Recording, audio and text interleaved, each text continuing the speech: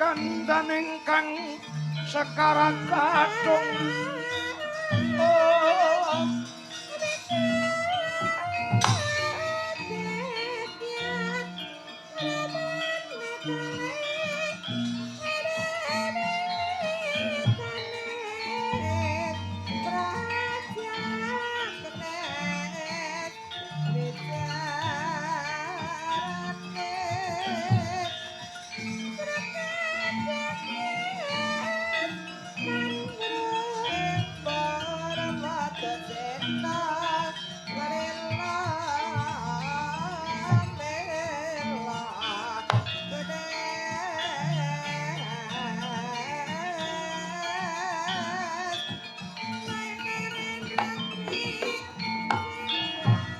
nuwun sewu Kakang Wasi Jaladara.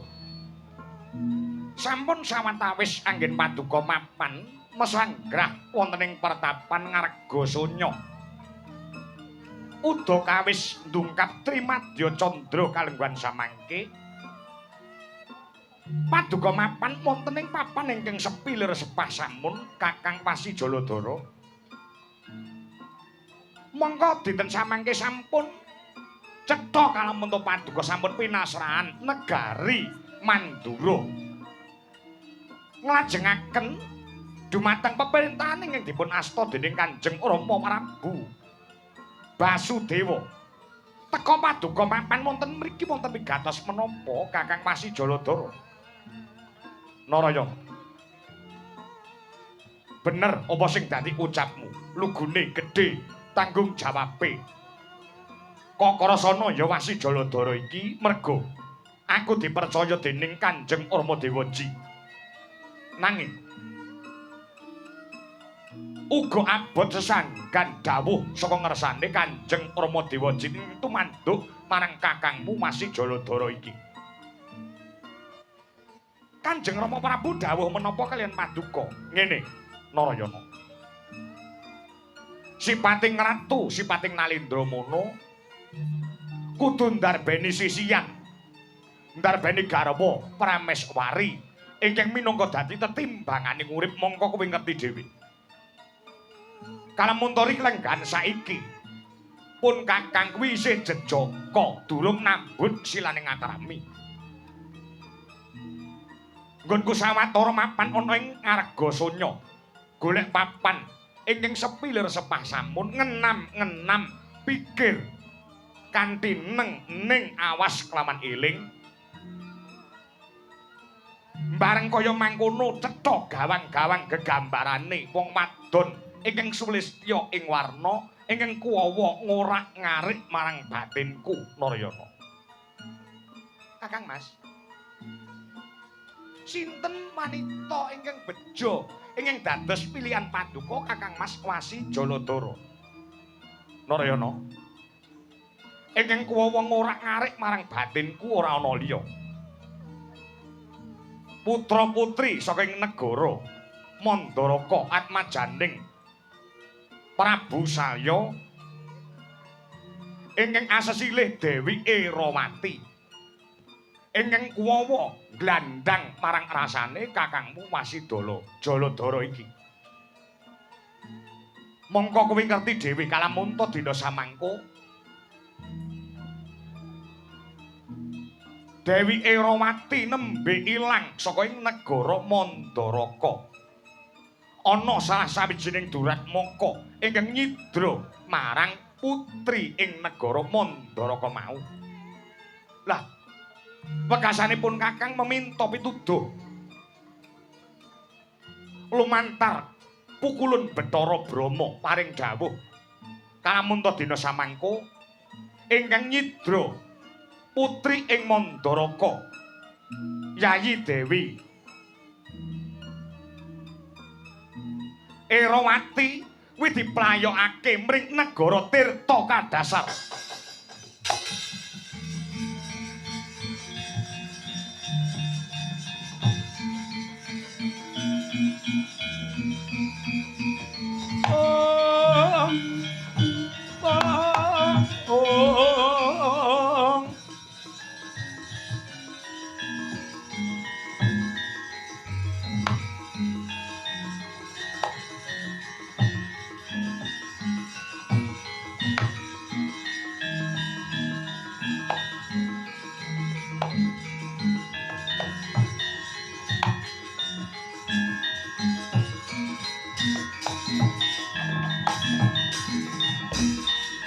Cumangkah anggro sesumbar lindu getar bumi gunjing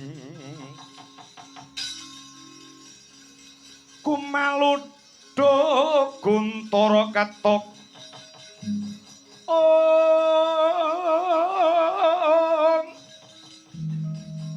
umum ingkang jala nidhi lumembak penyu kumambang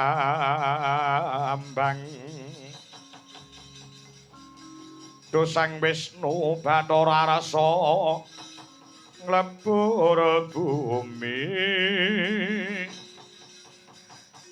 tirta kadasar kuwi ngendi aku durung entuk pituduh Kakang Mas Masi Jaladara menawi nitik saking asmanipun tirta menika banyu dasar wis ngarani dasaring banyu utawa dasaring samudra kula mangertos wonten negari ingkang mapan wonten dasaring samudra ngono Narayana nggih lakar kados ngaten yen ngono kaya dene wis gamblang wis cetha aja negake kelawan kakangmu Wasi Jaladara aku terna tumuju ana ing negara tirta kadasar sapa sing wani nyidra gegantilaning atiku Yayi Dewi Irawati bakal adep-adepan kelawan Wasi Jaladara monggo kula dherekaken palugon laguning bekas lukita linut ing kidung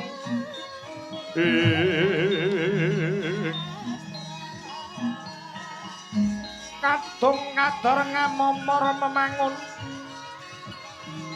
memangun manah arahayu aywana tanah kolong ong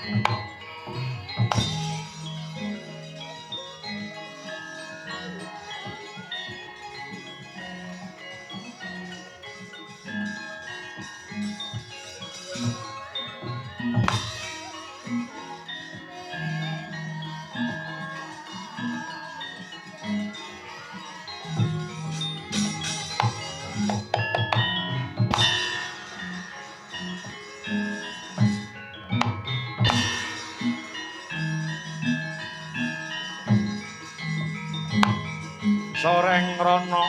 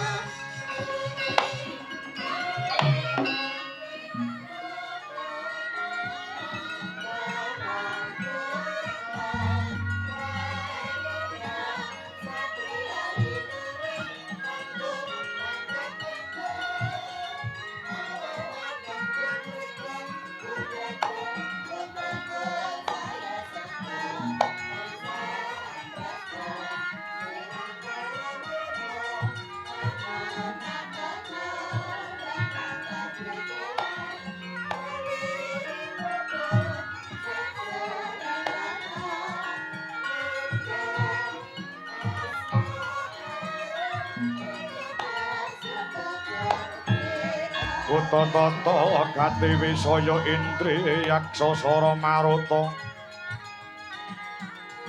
bawana bana marakana samirana lan marayang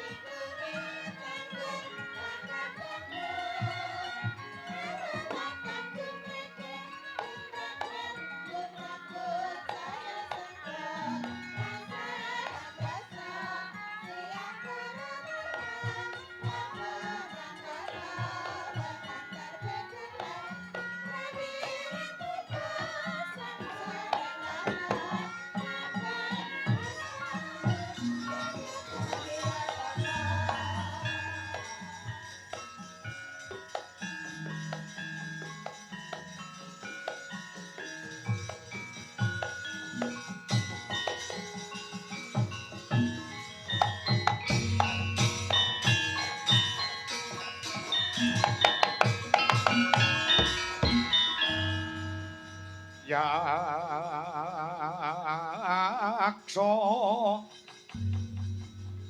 gura rupa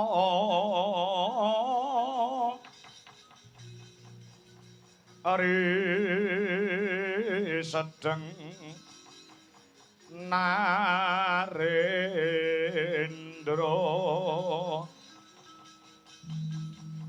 yaksa halalaku kang malwaling kang gambira marang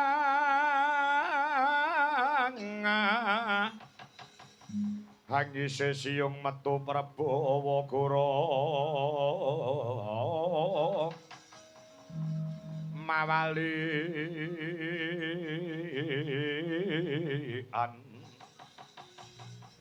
lesus len pragempa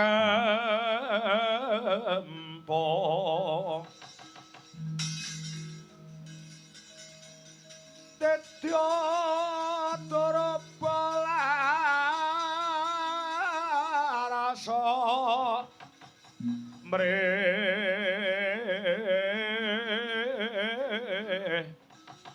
coronaning lawan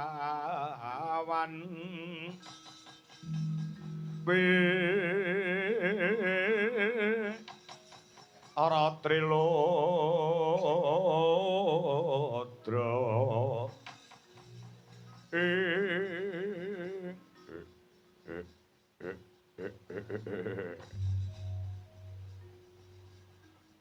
Ong tete yewang kala ludra Mas Patik Raja Dewaku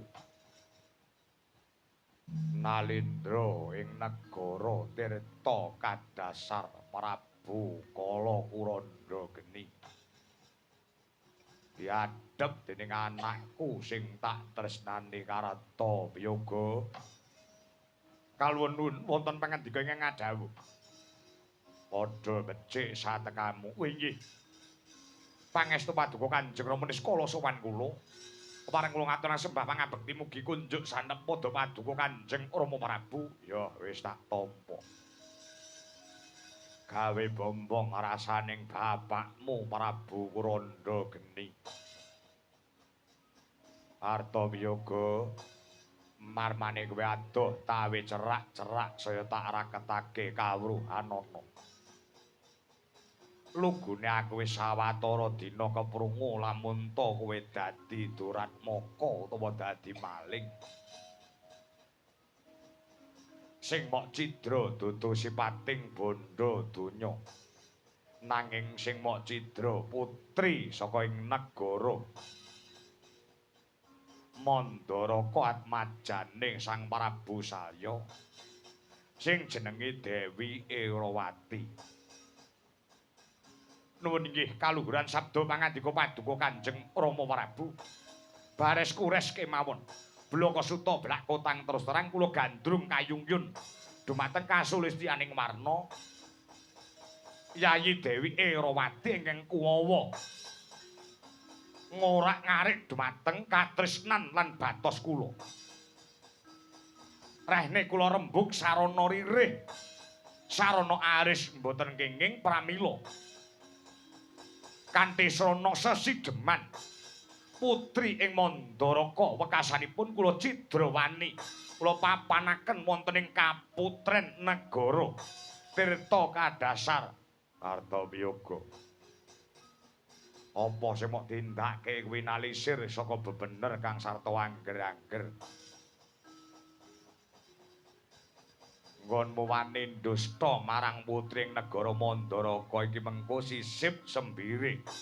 Luput katuranggane bisa mbebayani tumrap keselametamu merga kowe dadi musuhe wong sak negara Mandaraka. Apa kowe ora mudeng, apa kowe ora ngerti kadigdayane ratu ing Mandaraka? Prabu Salya ya Sang Narasoma.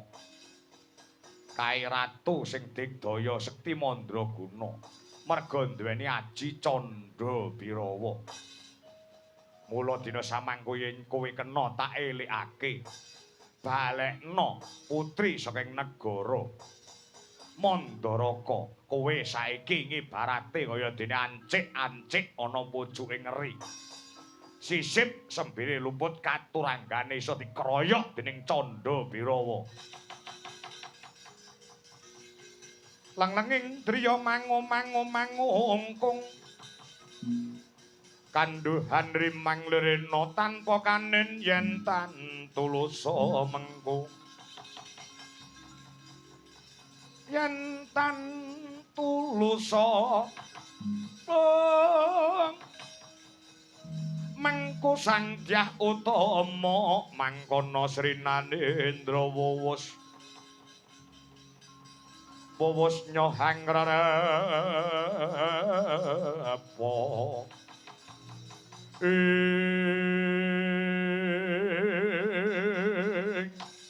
nyuwun pangapunten Kanjeng Rama Dewaji. Perkawis menika sampun kula dadani yen perlu nyawa kula udhakaken kangge sana mbelani dhumateng katresnan kula. Dhumateng Yayi Erawati ingkang sampun kula papanaken wonten ing Taman Sari Negari Tirta Kadasar. Aku wong tuwa saderma elik-elik kelawan kowe wong nyatane. Sing wedok utawa Erawati ora tresna kelawan kowe. Jerbasuki mawa beya kelakone Panjangga kudu mawa pangorbanan. Wonten tetembungan tresna menika jalaran saka kulina witemu dhisik. Panemu sing ora pas dipapanake jaman saiki. Jaman saiki iki tresna ora merga saka kulina, ning tresna kuwi merga jalaran saka arta. Ngerti ora kowe? Mula dina samangko yen to kowe beguguk ngutha waton gajah gelar tanpa serati, yen ana apa-apa tanggungen dhewe aku ora melu tanggung jawab.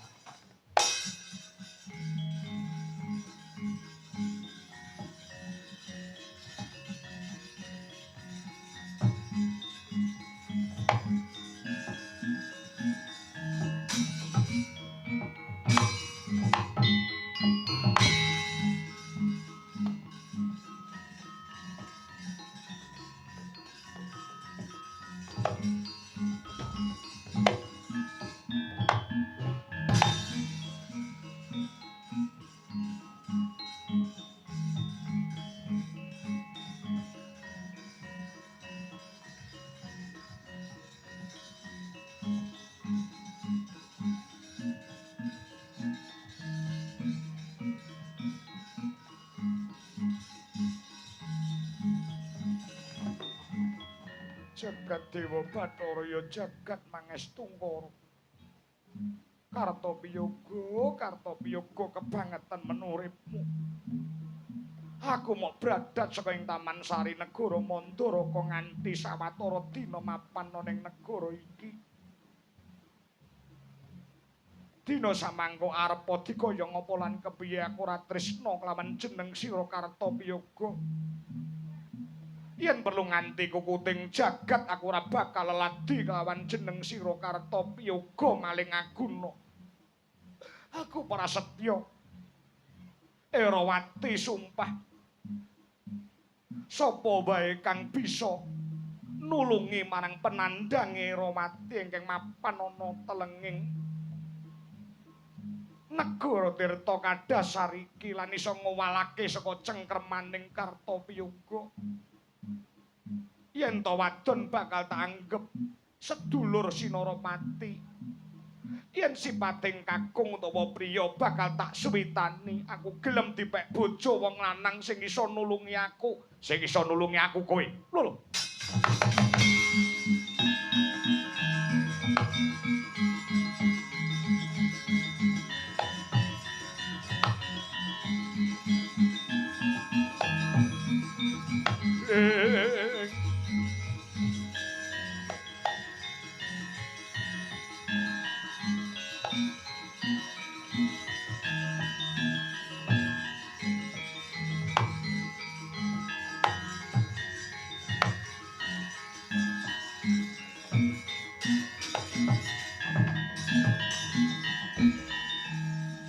Saranane wong yen luhung batah tapa kurang guling helinga. Helinga salah janmika yen macana kudu manis.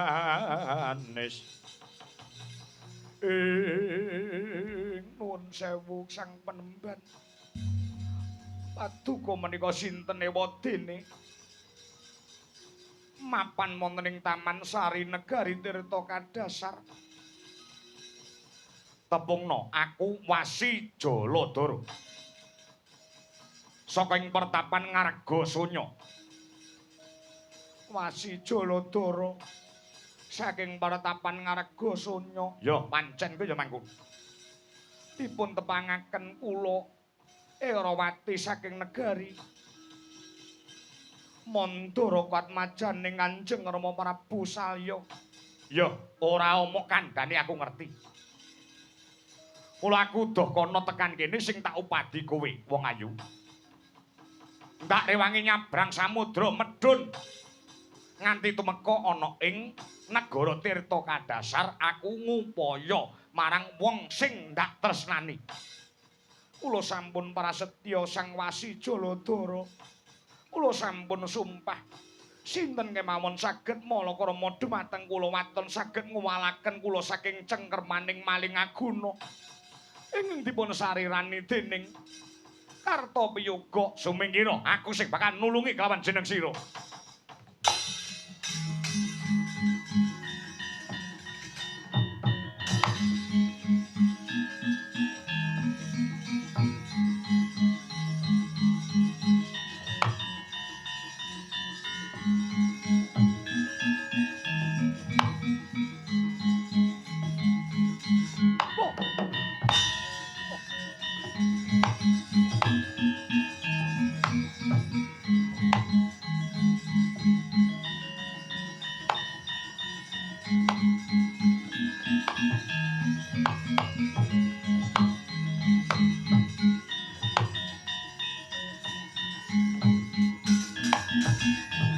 Ridho mawur mangawur-wurahan tengarane ngajurit gong maguru gongso tetek tetek kaya putula para panjriting turangga hesti menyemang tubaca kang kekiter rekata ingkang dwaja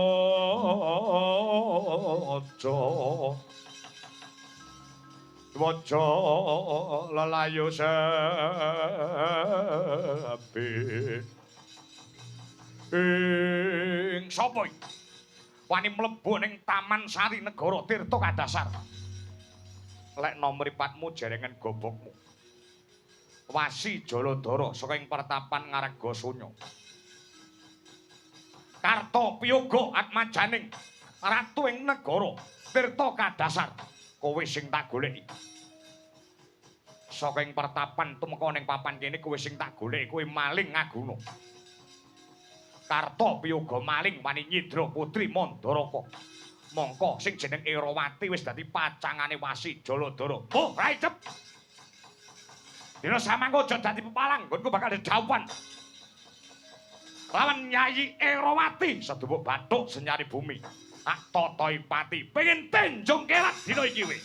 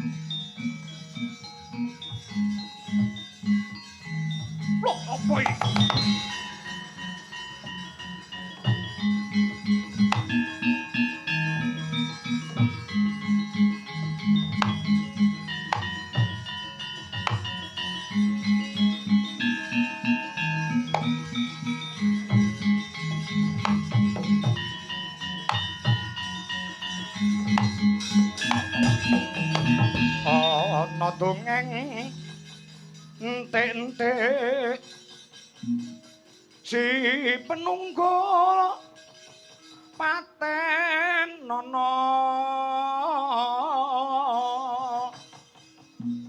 panunggul apa dosane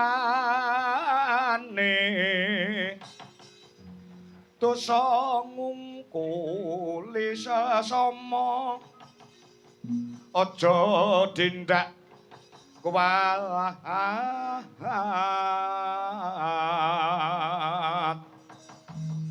lah iya lagi yo bener kandhamu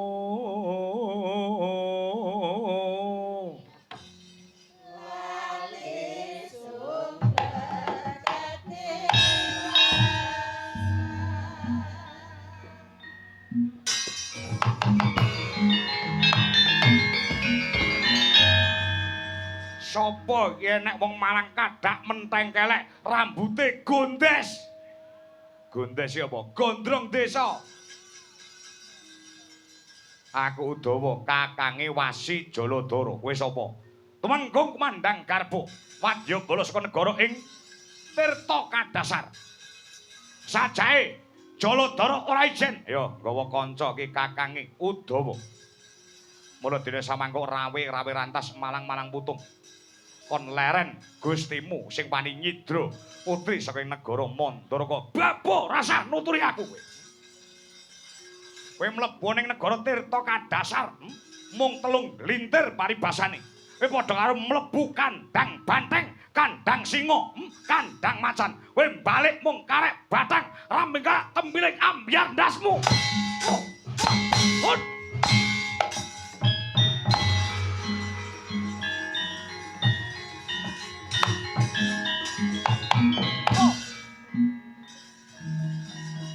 Yan.